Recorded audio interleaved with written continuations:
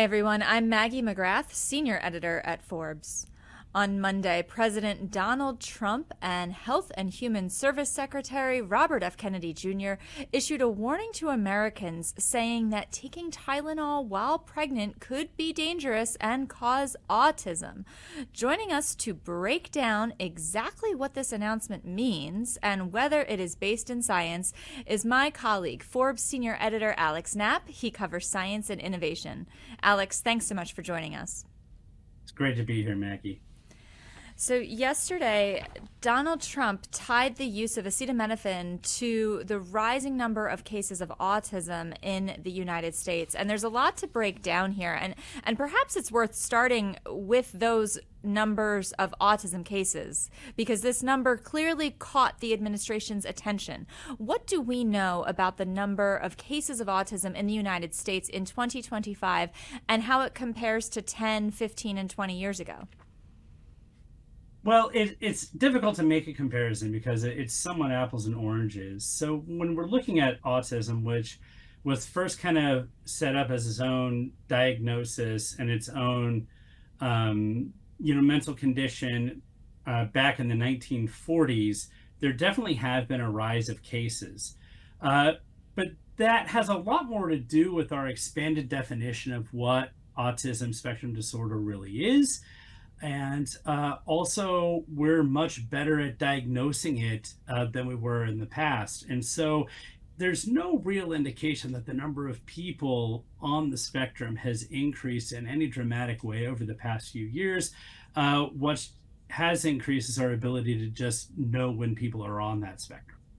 So essentially what you're saying is any appearance of an increase in autism cases or autism syndrome disorder cases is perhaps less an indication that more people are getting diagnosed with it and more that we have better diagnostics and better understanding of what this is?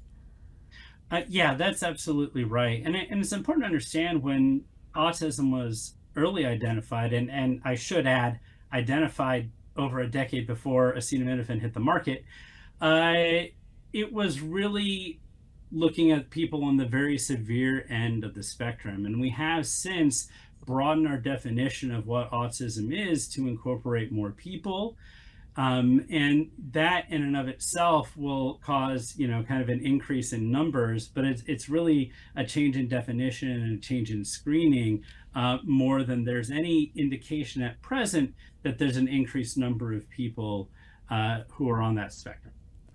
And while we talk about the context in which the president's announcement came yesterday, I also want to ask you, since you are up to date on the latest science, is there a proven causation between any one factor and an autism diagnosis at this point in time?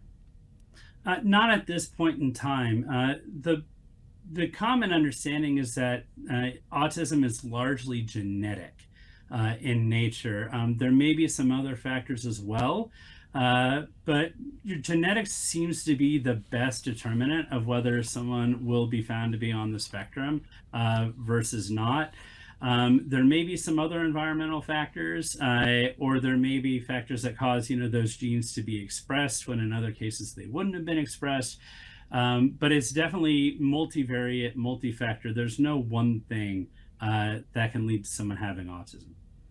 So that brings us to Monday's announcement at the White House. President Donald Trump said, in part, fight like hell not to take it. He's referring to Tylenol and he's referring to pregnant patients. He said, don't take it. Elsewhere in the press conference, he said, there's a rumor, and I don't know if it's so or not, that in Cuba, they don't have Tylenol because they don't have money for Tylenol and they have virtually no autism.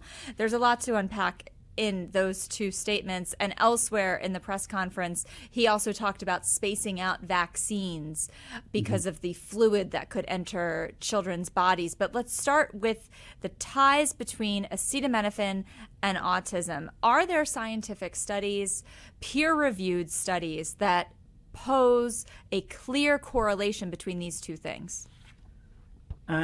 So that's a great question. And, the answer is nuanced. So there have been studies that have suggested that acetaminophen use by pregnant mothers may be somehow linked to autism. But when you look at these studies more closely, and scientists have, criticized these studies, they don't really look for confounding factors, other things that might explain what this link is. To give you an example, you know, people who are already on the spectrum, and also people with ADHD and other neurological conditions that can be kind of related to autism, although not necessarily. They also, these women tend to get more headaches when they're pregnant than people who do not have these issues, which means that they're more likely to take Tylenol. And since we think that there's a genetic component to autism, that is kind of a confounding factor. Is it the mother's genes or is it the Tylenol? Now, there have been two very large scale, very high, good quality studies, one of which looked at virtually every baby born in Sweden over the course of over decades. It looked at millions of pregnancies and childbirth, and it found no link between acetaminophen use and autism whatsoever. It didn't seem to make a difference whether the mother was taking acetaminophen or whether she didn't during pregnancy. And the rates of autism and other issues tended to come up about the same when you control for all the other factors. And the larger the studies are, the less any link has been showing up in the peer-reviewed studies or in the peer-reviewed literature. And the American College of Obstetricians and Gynecologists yesterday released a statement affirming the safety of acetaminophen, noting that the highest quality studies don't seem to show any link between acetaminophen use and autism. And like I mentioned, we were diagnosing people with autism over a decade before Tylenol hit the market. So that alone should tell you there's, some issues with claiming there's a causal link. You mentioned a study that happened elsewhere than the United States, and I just want to double click on that because in the press conference, President Trump did reference other countries and their autism rates and seemingly implied there's a difference based on Tylenol use. Alex, are global autism rates roughly equal? Is it spread evenly? Is the rate in the U.S. the same as it is in South Africa, India, China, Sweden? Sure. I mean, there's some difficulties in comparisons. We're actually very good at screening for autism in the United States compared to a lot of other countries, which can make our numbers seem a little off. But when you kind of control for that, there's no real sense that there's a difference in rates between other countries. President Trump mentioned that it wasn't prevalent in Cuba, but this, in fact, isn't true. There's about 700 kids per 100,000 with autism in Cuba, which isn't that far off of what we see here in the United States. Now, there was a little bit of an implication that if a pregnant person experiences a fever, they should perhaps tough it out. And I'm curious, have you looked at the literature on how safe it is for a pregnant person to withstand a fever without any sort of painkiller or medication? Yes, there's definitely studies on this, and it's a really bad idea.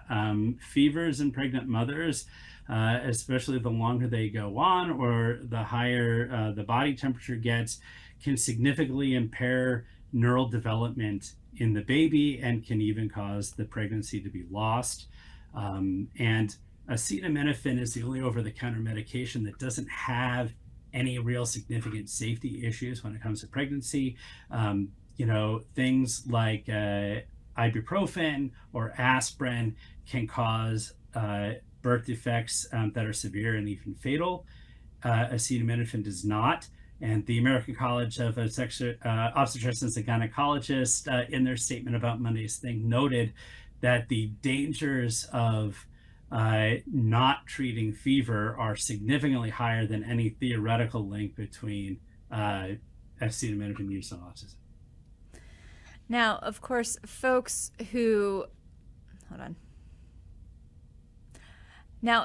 science and the scientific method does produce new understandings of conditions all the time. And there are folks who might listen to yesterday's press conference and say, President Trump, RFK Jr., they've uncovered new science, new research that advances our understanding of autism spectrum disorders, and I'm going to trust what they are saying. What's your response to people who say our understanding of medicine and science changes all the time? And I think President Trump even said in response to a question about studies that have found that Tylenol can be taken safely while pregnant, he said that's establishment stuff. And there are people who will hear that and agree with that. What is your response to that? I definitely think that that's a real issue that you identify. And I think that, look, what has actually happened as a result of this press conference is that the FDA is going to be going through its process of potentially changing the safety information on the label. Now, this isn't just Marty McCary wakes up one day and signs a piece of paper and says it happens. There is a process in which data has to be looked at and evaluated before the FDA will actually change its label. But what this does, I think, in a lot of ways, it calls into question for drug companies and for the general public an issue with the FDA, because now we're questioning, is my drug label, the thing that I'm trusting to make decisions on medicine, is that the result of the best scientists and expert opinion at the FDA, as it has been for decades? Or is this coming from the top down as a political thing? And you're right that some people will say, hear Secretary Kennedy or President Trump say these things and take their advice. My response to that is, really, you should listen to your doctors. You should listen to, the scientific consensus. You should, the researchers who do this, know this, breathe this, profoundly have disagreed with what was said yesterday. And I think that's the voices that we really need to be listening to. It's not wrong for politicians to say, hey, FDA, we need to make sure things are as safe as possible, because that's what we want the FDA to do. But I think what's dangerous is having the predetermined conclusion, as opposed to saying, hey, we should take a look at this. And one course is more responsible than the other. While we are talking about statements made during Monday's press conference, there was also the suggestion from the president about breaking up vaccine appointments for children into multiple years because, quote, it's too much liquid, too many different things going into the baby at too big a number. The size of this thing, when you look at it, it's like 80 different vaccines, end quote. We've been talking a lot about Tylenol, and it's only been 24 hours, but have you spoken to your sources about the president's claim about the number of vaccines and the vaccine schedule that children receive currently? Yeah, so this has been a big topic of discussion because Secretary Kennedy in particular has been critical of the vaccine schedule. The fact of the matter is, and the American Academy of Pediatrics has said this, and they said it after yesterday's press conference. They've set up their own recommendations for vaccines against some of the CDC's advisories. Now that panel has been stocked with Secretary Kennedy's own folks and the people that he wanted to be on that. Vaccines have been studied probably more than any other medicine on the planet. There's really been no significant indication that the current vaccine schedule is unsafe. In fact, there's a lot of advantages that can be seen with taking vaccines at the same time. You can, in certain combinations, you can see better immune responses. You can see better ability to fight off infection. So there's a lot of advantages to doing certain vaccines at the same time. But the other issue is that when children go unvaccinated for a disease, it only makes them more likely to get that disease. And we're already seeing the consequences of fewer people being vaccinated as we're seeing measles outbreaks. We had a big one in Texas earlier this year that was rooted in a community that wasn't vaccinating their children. We're now seeing outbreaks in Utah and in Arizona. And then in our neighbors, Canada and Mexico are also seeing really large measles outbreaks because of lower childhood vaccination rates. The reason why that is because measles is so contagious. You need over 95% of the population to be vaccinated. in order to avoid outbreaks from happening. We had that at one point in the United States. In the year 2000, we actually claimed that measles had been eradicated from the United States because we'd hit the vaccination rates enough and there had been few enough cases. But then, as this kind of anti vaccine movement grew and people were delaying vaccines or not having vaccines at all, we're now seeing outbreaks of measles again. We're seeing outbreaks of rubella.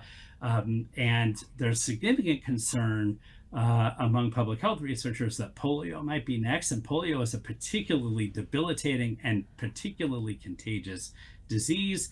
And that would be really bad for public health and the health of children if that were to catch on as well. And so, for a parent who has heard the president's statements, who has heard RFK Jr.'s statements on vaccines, and is considering delaying or avoiding vaccinating their child, what is your message to those parents right now? I would say to those parents that this is really a case where you should trust the doctors and the scientists who have spent years studying this and who have seen in emerging countries that don't have robust vaccinations like we do, what not vaccinating children really means in terms of severity of disease, in terms of hospitalizations, and in terms of deaths. If you look at the American Academy of Pediatrics, they have wonderful resources on vaccines, on the technology, on the science. And that's really what you should listen to, not what any given politician says. Now, we've been talking about consequences, and turning back to the Tylenol statements, you mentioned an FDA process. So what happens next, and what do you think would happen if there's a huge warning label added to Tylenol bottles about the effects of taking Tylenol while pregnant? So it's interesting to see how this will play out. In terms of the regulatory and legal process, I'm sure Kenvue, which is the maker of Tylenol, they wouldn't answer my question on this when I asked, but they did issue a statement saying that they believe the science shows that acetaminophen is safe during pregnancy, and I imagine they'll be presenting all the data they have to the FDA as it goes through this label change process, and do whatever they can on the regulatory end. I do think that if that label is put on, acetaminophen, whether it's Tylenol or whether it's a generic, that you'll probably see fewer people using this during pregnancy. And I think as a consequence, there's a chance that some pregnancies might be lost that would not have been otherwise. And I think that's pretty tragic. How does this then affect medical schools? Because what I'm building to is perhaps an analogy in the women's space, where a landmark study 20 plus years ago drastically affected physicians' understanding of hormone replacement therapy, to the point that even now vaginal estrogen comes with so many warning labels that I've spoken to physicians who say that patients who are prescribed topical vaginal estrogen are not taking it, even though that study has been re-examined and ultimately been determined as faulty. And a whole generation of physicians' understanding was affected by the interpretations of that study. Are we at a similar inflection point when it comes to acetaminophen and painkillers? That's a really interesting question. I kind of don't think so, because I think because this isn't a misinterpretation of a study, but rather something that's a little bit more politically manifested, one that a lot of scientific organizations and medical organizations are kind of countering in their own way. I think you'll see a lot of doctors, reassuring mothers that, it's good to take this during a fever. And I don't think that you'll necessarily see the extent that you're seeing in the case that you described, but certainly, some mothers are still, going to do that because they're all going to want to be better safe than sorry, and there's a lot of pressure, I think, to do what's best for the baby, and I think it's unfortunate that this advice is being handed out by politicians and not going through the expert process that we should be relying. Alex Knapp, senior editor covering innovation and healthcare. Thank you for joining us. For folks who want to follow Alex's coverage, follow him on Forbes.com, follow him on Blue Sky. He's constantly talking to scientists, and I highly recommend you follow his coverage. Alex, thanks so much for joining us. Thank you, Maggie.